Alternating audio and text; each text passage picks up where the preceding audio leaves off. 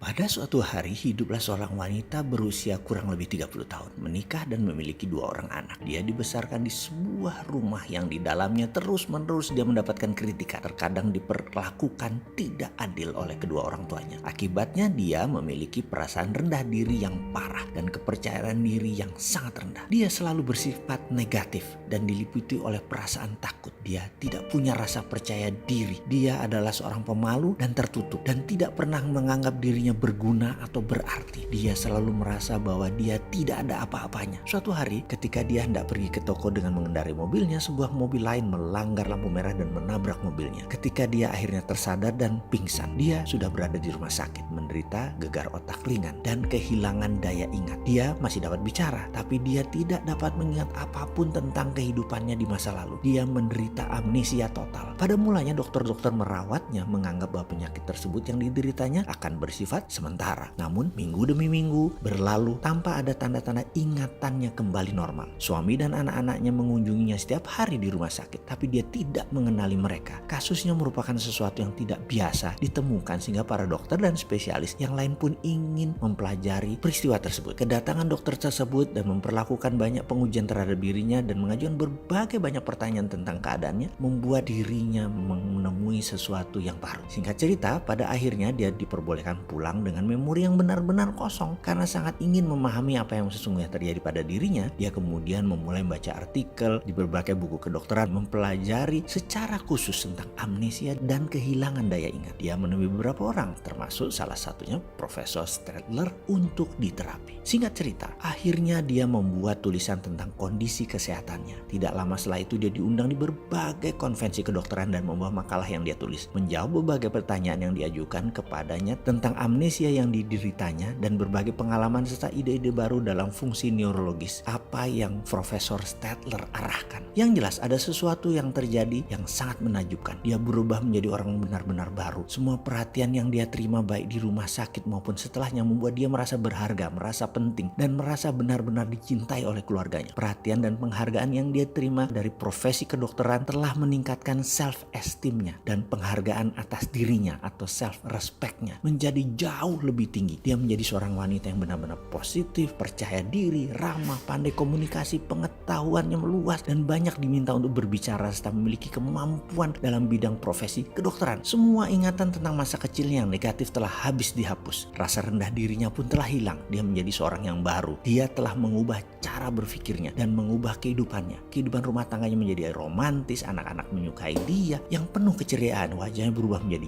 cerah, banyak senyum, getaran kebahagiaan mempengaruhi orang dan lingkungan sekitarnya. Dan salah satu tindakan yang dilakukan oleh Profesor Stadler itu disebut dengan teknik Stadler blocking, adalah membuat seseorang tidak dapat mengakses data buruk dalam pikiran masa lalunya hingga ke depan dia adalah manusia baru yang positif. Ada yang ingin tahu apa yang dilakukan oleh Profesor Stadler? Tahukah sahabat bahwa ternyata Anda bisa melakukannya dengan hasil yang sangat menakjubkan? Kalau Anda sekarang merugi, Anda sakit, Anda miskin, Anda bermasalah, semua bisa diubah dengan teknik blocking tadi. Sekali lagi, ada yang ingin tahu? Saksikan di video setelah ini.